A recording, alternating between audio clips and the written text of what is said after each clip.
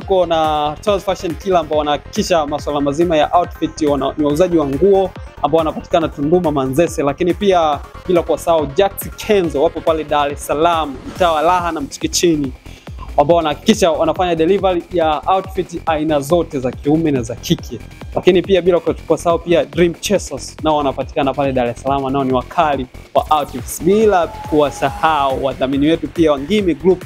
Hawa jamaa wanajihusisha na masuala ya uuzaji wa vinywaji aina mbalimbali, lakini pia wanafanya supplying ya vitenge aina zote, kanga nini kwa wamama nini, vitu kama hivyo hapo.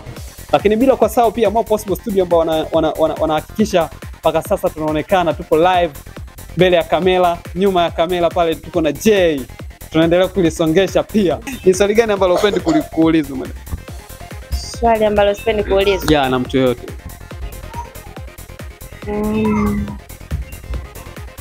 Endelea kufikiria wewe. Uko period.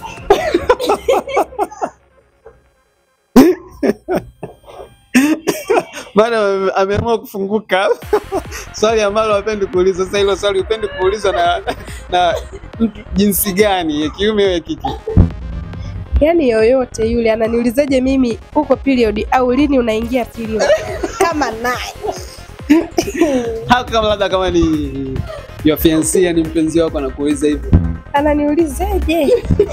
Madam, I hope. Tunaandalia mabomu. Yaani anapokuuliza mama period unaingia lini? Mimi naingia tarehe 1 mpaka tarehe 3. Anakuhesabia sawa tarehe 10 na mdunga mimi. Nitakiwa uwe msiri.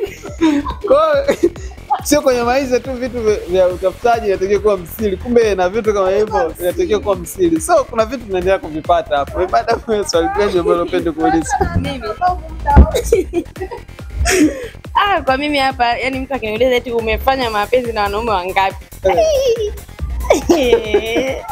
Hilo swali ni gumu au upendi? Yani kwanza ni gumu, alafu pia silipendi pia. Umeongea hivyo nimetamani na mimi nikuulize hapa. Au basi.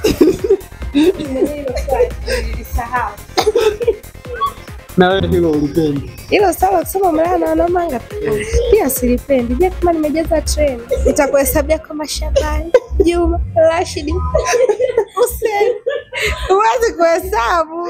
Hatakiwa muulize mwenzio hivi na mimi nikakuuliza hapa mlana na wanawake wangapi, utanijibu wewe. Sasa mimi nimeuliza. Utasikia wewe. Uweze kuhesabu, utasikia yani hapo nihesabie toka kipindi kile cha shuleni kile.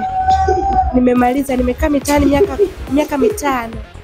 Nikamaliza. Sasa hizi nina miaka kama 10 hivi mtaani. Wewe nihesabie tu hapo, kila mwaka nina mwanamke mwingine. Yaani uweze kuhesabu wanawake zako yuko nani.